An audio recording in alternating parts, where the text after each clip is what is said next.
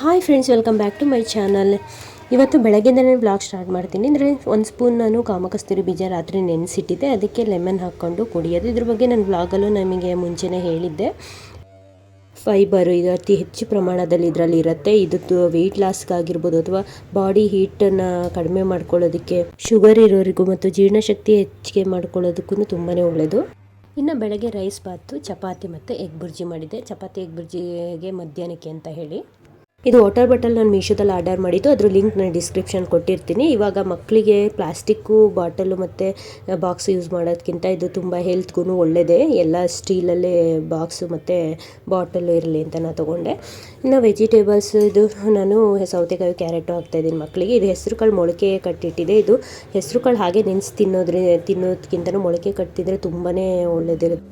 ಇದರಲ್ಲೂ ಅತಿ ಹೆಚ್ಚು ಪ್ರೋಟೀನು ಮತ್ತು ಫೈಬರು ಇರುತ್ತೆ. ಡೈಲಿ ತಿನ್ನೋದ್ರಿಂದ ಶುಗರ್ ಇರೋರ್ಗು ತುಂಬಾ ಒಳ್ಳೆಯದು, ಮಕ್ಕಳಿಗೂ ಅಷ್ಟೇ ಒಳ್ಳೆಯದು. ಹಾರ್ಟ್ ಹೆಲ್ತ್ಗೆ, ಡೈಜೆಷನ್ಗೂ ತುಂಬ ಒಳ್ಳೆಯದು. ಇನ್ನು ಗ್ರೇಪ್ಸು ಅಂತಂದಿದ್ರು, ಅದನ್ನು ಉಪ್ಪು ನೀರು ಹಾಕಿ ನೆನೆಸಿಟ್ಟಿದ್ದೀನಿ. ಹಣ್ಣು ಏನೇ ತಂದ್ರೂ ಉಪ್ಪು ನೀರು ಹಾಕಿ ಸ್ವಲ್ಪ ಹೊತ್ತು ನೆನೆಸಿಟ್ಟು ಆಮೇಲೆ ತೊಳೆದು ಹಾಕಬೇಕು ಮಕ್ಕಳಿಗೆ.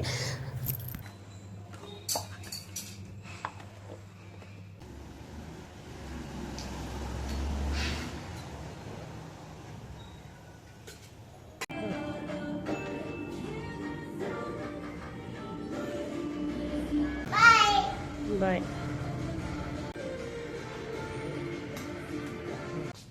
ಇನ್ನು ಮಕ್ಕಳನ್ನೆಲ್ಲ ಸ್ಕೂಲಿಂದ ಬಿಟ್ಟು ಬರ್ತಾ ಸೊಪ್ಪು ತೊಗೊಂಡು ಬಂದೆ. ಇದು ಹೊನ್ಗೊನೆ ಸೊಪ್ಪು ಅಂತಾರಲ್ಲ, ಅದಂತೂ ತುಂಬ ಫ್ರೆಶ್ಶಾಗಿ ಎಳೆಯದು ಸೊಪ್ಪು ಸಿಕ್ತು. ತುಂಬ ದಿನ ಆಗಿತ್ತು ಇದನ್ನು ಮಾಡಿದೆ, ತೊಗೊಬಂದೆ. ಇದ್ರ ಬಗ್ಗೆ ನಿಮಗೆ ಗೊತ್ತಿರುತ್ತೆ, ಈ ಸೊಪ್ಪಂತೂ ಕಣ್ಣಿಗೆ ತುಂಬಾ ಒಳ್ಳೆಯದು ಮತ್ತು ಇಮ್ಯುನಿಟಿ ಬೂಸ್ಟ್ ಆಗುತ್ತೆ ಅಂತಲೇ ಹೇಳ್ಬೋದು. ಈ ಥರ ಎಳೆಯ ಸೊಪ್ಪು ಸಿಕ್ಕಿದ್ರಂತೂ ಮಿಸ್ ಮಾಡ್ಕೋಬೇಡಿ. ಇದು ಪಲ್ಯ ಥರನ ಮಾಡ್ಕೋಬೋದು ಅಥವಾ ಇದರಲ್ಲಿ ಬಸ್ಸಾರು ಮಾಡ್ಬೋದು. ಹಾಗೆ ಪುದೀನ ಮತ್ತು ಪಾಲಕ್ ಸೊಪ್ಪು ತೊಗೊಂಡು ಬಂದೆ. ಫ್ರೆಶ್ಶಾಗಿ ಸಿಕ್ತಾಗ ಈ ಥರ ತೊಗೊಬಂದು ಇಟ್ಕೊಂಡ್ರೆ ಯಾವಾಗಾದರೂ ಪಲ್ಯ ಸಾಂಬಾರು ಮಾಡ್ಕೋಬೋದು. ಇನ್ನು ಮೀಶೋದಲ್ಲಿ ನಾನು ಒಂದು ಏಪ್ರನ್ ಆರ್ಡರ್ ಮಾಡಿದ್ದೆ. ಇದು ಎಷ್ಟು ಚೆನ್ನಾಗಿದೆ ಅಂದರೆ ಹೇಳಿ, ಸೈಡು ಏನಾದರೂ ಇವಾಗ ಫೋನ್ ಬಂತು ಅಂದರೆ ಒರೆಸ್ಕೊಳ್ಳೋಕ್ಕೆ ಅಂತ ಸೈಡ್ ಎರಡು ಕಡೆಯೂ ಕಾಟನ್ ಬಟ್ಟೆ ಕೊಟ್ಟಿದ್ದಾರೆ ನೋಡಿ. ಇವಾಗ ನಾನು ತೋರಿಸ್ತಾ ಇದ್ದೀನಿ. ಈ ಥರ ಒರೆಸ್ಕೋಬೋದು ಮತ್ತು ಫೋನ್ ರಿಸೀವ್ ಮಾಡಿ ಫೋನ್ ಇಡೋದಕ್ಕೆ ಪಾಕೆಟು ಕೊಟ್ಟಿದ್ದಾರೆ. ಇದರಲ್ಲಿ ತುಂಬಾ ಚೆನ್ನಾಗಿದೆ ಮತ್ತು ರೀಸನೇಬಲ್ ಪ್ರೈಸಲ್ಲಿ ಸಿಗ್ತದೆ. ಇದ್ರ ಲಿಂಕು ನಾನು ಡಿಸ್ಕ್ರಿಪ್ಷನ್ ಕೊಟ್ಟಿರ್ತೀನಿ, ಚೆಕ್ ಮಾಡಿ.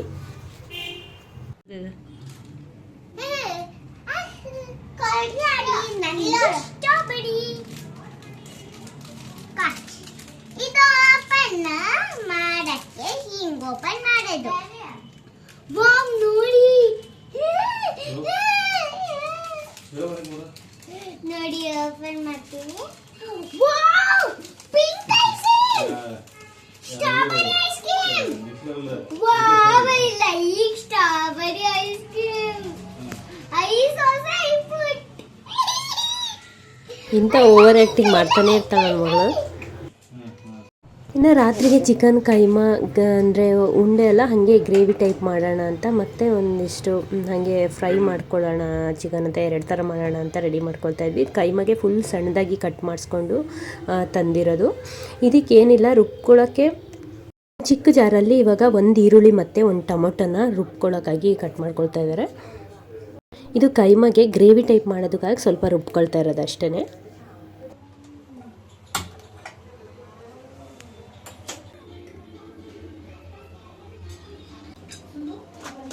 ಇನ್ನು ಆಯಿಲ್ ಹಾಕಿ ಅದು ಬಿಸಿ ಆದಮೇಲೆ ಸ್ವಲ್ಪ ಸ್ಪೈಸಸ್ ಆ್ಯಡ್ ಮಾಡ್ತಾಯಿದ್ದೀವಿ. ಅಂದರೆ ಚಕ್ಕೆ, ಲವಂಗ, ಆಮೇಲೆ ಸ್ಟಾರು ಸ್ವಲ್ಪ ಹಾಕೋಬೇಕಷ್ಟೇ. ಇವಾಗ ದೊಡ್ಡ ಈರುಳ್ಳಿನ ಕಟ್ ಮಾಡಿಕೊಂಡು ಇವಾಗ ಫ್ರೈ ಮಾಡ್ಕೋಬೇಕು, ಸ್ವಲ್ಪ ಬ್ರೌನ್ ಕಲರ್ ಬರೋವರೆಗೂ.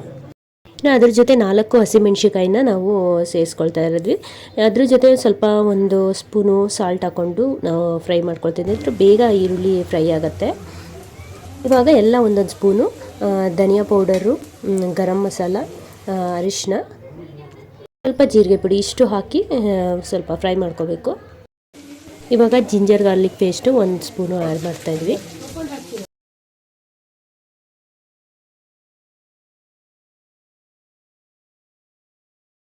ಇವಾಗ ಕೈಮದ್ದು ಏನಿದೆ ಎಲ್ಲ ನೀಟಾಗಿ ತೊಳೆದು ವಾಶ್ ಮಾಡಿ ಇಟ್ಕೊಂಡು ಒಂದು ಸ್ವಲ್ಪ ನೀರು ಫುಲ್ಲು ಹಿಂಡಿ ಹಾಕಬೇಕು. ಗ್ರೇವಿಗೆ ಹಾಕಿ ಅದ್ರ ಜೊತೆ ಸ್ವಲ್ಪ ಬೇಯಿಸ್ಕೋಬೇಕು.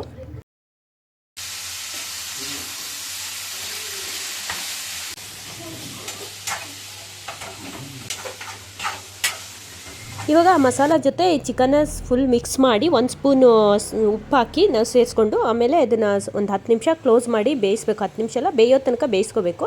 ಇನ್ನೇನು ಎತ್ತಿಟ್ಟಿದ್ವಲ್ಲ ನಾವು ರುಬ್ಕೊಳ್ಳೋಕ್ಕೆ ಅಂತ ಹೇಳಿ ಈರುಳ್ಳಿ ಮತ್ತು ಟೊಮೊಟೊ ರುಬ್ಕೊಂಡೆ. ಇದನ್ನು ಇವಾಗ ಎಣ್ಣೆಲಿ ಫುಲ್ ಅದು ನೀರಂಶ ಹೋಗೋವರೆಗೂ ಗಟ್ಟಿ ಆಗೋವರೆಗೂ ಬೇಯಿಸ್ಕೋಬೇಕು ಈ ಟೊಮೊಟೊ ಮತ್ತು ಈರುಳ್ಳಿದು ಪೇಸ್ಟ್ನ. ಇನ್ನು ಈ ಕಡೆ ಚಿಕನ್ನು ಫುಲ್ಲು ಬೆಂದಿದೆ. ಇವಾಗ ಒಂದು ಸ್ವಲ್ಪ ಚಿಕನ್ ಮಸಾಲನ ಸೇರಿಸ್ಕೋಬೇಕು.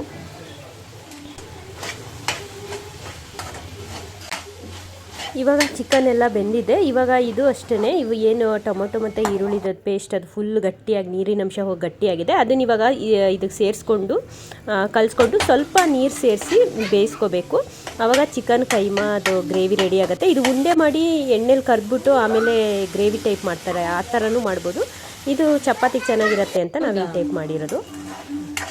ಚಿಕನ್ ತವಾ ಫ್ರೈ ಮಾಡೋಣ ಅಂತ ಹೇಳಿ ರೆಡಿ ಮಾಡಿಟ್ಟಿರೋದು. ಇದೇನಿಲ್ಲ, ಮೊಸರಿಗೆ ಎಲ್ಲ ಒಂದೊಂದು ಸ್ಪೂನು ಧನಿಯಾ ಪುಡಿ, ಖಾರದ ಪುಡಿ, ಅರಿಶಿನ ಪುಡಿ, ಗರಂ ಮಸಾಲ ಪುಡಿ ಮತ್ತು ಒಂದು ಸ್ಪೂನು ಜೀರಿಗೆ ಪುಡಿ ಇಷ್ಟು ಹಾಕಿ ಕಲಸಿಡ್ತಾ ಇರೋದು. 1 ಗಂಟೆ ಮ್ಯಾರಿನೇಟ್ ಮಾಡೋಕ್ಕೆ ಇಡಬೇಕು. ತುಂಬಾ ಚೆನ್ನಾಗಿರುತ್ತೆ ಟೇಸ್ಟು. 1 ಗಂಟೆ ಆದಮೇಲೆ ಇವತ್ತು ತುಪ್ಪದಲ್ಲೇ ಇದನ್ನು ಫ್ರೈ ಮಾಡಿಕೊಂಡು ತಿಂದರೆ ತುಂಬ ಚೆನ್ನಾಗಿರುತ್ತೆ. ಟ್ರೈ ಮಾಡಿ.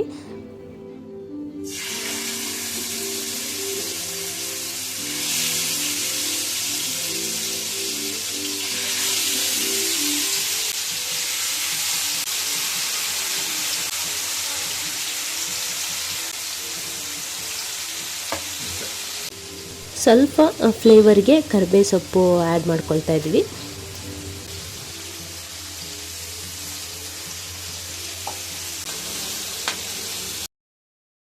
ಚಿಕನ್ ಫ್ರೈ ರೆಡಿ ಆಯಿತು ನೋಡಿ. ಎಷ್ಟು ಚೆನ್ನಾಗಿದೆ ಅಂದರೆ ಟೇಸ್ಟು ತುಂಬಾ ಇಷ್ಟ ಆಯಿತು ಮತ್ತು ಸಿಂಪಲಾಗೂ ಮಾಡ್ಕೋಬೋದು. ಇನ್ನು ನನ್ನ ಮಕ್ಕಳಿಗೆ ಚಪಾತಿ ಎಗ್ ರೋಲ್ ಮಾಡ್ಕೊಳ್ಳೋಣ ಅಂತ ಅವಾಗೇನು ನಾನು ಇದು ಕೈಮಾಗೆ ಏನು ಬೇಯಿಸ್ಕೊಂಡಿದ್ನಲ್ಲ ಅದು ಗ್ರೇವಿ ಹಾಕಿ ಟೊಮೊಟೊ ಮತ್ತು ಈರುಳ್ಳಿ ಗ್ರೇವಿ ಹಾಕಿ ಮಿಕ್ಸ್ ಮಾಡೋಕ್ಕಿಂತ ಮುಂಚೆನೇ ಎತ್ತಿಟ್ಕೊಂಡಿದ್ದೆ. ಅದನ್ನ ಇವಾಗ ಹಾಕ್ತಾಯಿದ್ದೀನಿ ಚಪಾತಿ ಮಾಡಿ. ಅದ್ರ ಮಧ್ಯೆ ಹಾಕಿ ಸ್ವಲ್ಪ ಮೈನೀಸ್ ಹಾಕಿ ರೋಲ್ ಮಾಡಿಕೊಟ್ರೆ ತುಂಬ ಇಷ್ಟಪಟ್ಟು ತಿಂತಾರೆ.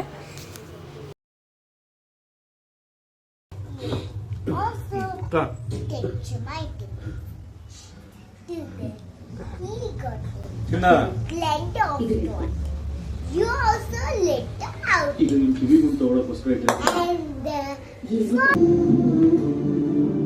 ನೋ, ಅವಳಿಗೆ ಮಾಡ್ಕೊಡ್ತಾ ಇದ್ದೀನಿ, ತಿನ್ನು. ಯಾರಾದರೂ ಫಸ್ಟ್ ಟೈಮ್ ನಮ್ಮ ವಿಡಿಯೋನ ನೋಡ್ತಾ ಇದ್ದರೆ ಪ್ಲೀಸ್ ಸಬ್ಸ್ಕ್ರೈಬ್ ಮಾಡಿ ನೋಡಿ, ಹಾಗೂ ಪಕ್ಕದಲ್ಲಿರೋ ಬೆಲ್ಲೈಕನ್ನ ಪ್ರೆಸ್ ಮಾಡಿ. ನಾವು ಯಾವುದೇ ವಿಡಿಯೋ ಹಾಕಿದ್ರೂ ನಿಮಗೆ ನೋಟಿಫಿಕೇಶನ್ ಬರುತ್ತೆ. ಈ ವ್ಲಾಗು ಇನ್ಫಾರ್ಮೇಟಿವ್ ಆಗಿತ್ತು ಮತ್ತು ಒಂದಿಷ್ಟು ರೆಸಿಪಿನ ನಾನು ನಿಮ್ಮ ಜೊತೆ ಶೇರ್ ಮಾಡಿಕೊಂಡೆ. ನೀವು ಟ್ರೈ ಮಾಡಿ ಅದು ಹೇಗಿತ್ತು ಅಂತ ನಂಗೆ ಕಮೆಂಟ್ ಮಾಡಿ. ಈ ವ್ಲಾಗ್ನ ಇಲ್ಲೇ ಎಂಡ್ ಮಾಡ್ತಾ ಇದ್ದೀನಿ. ನಾನು ನಿಮಗೆ ನೆಕ್ಸ್ಟ್ ವ್ಲಾಗಲ್ಲಿ ಸಿಗ್ತೀನಿ. ಅಲ್ಲಿವರೆಗೂ ನಮಸ್ಕಾರ. Thank you for watching.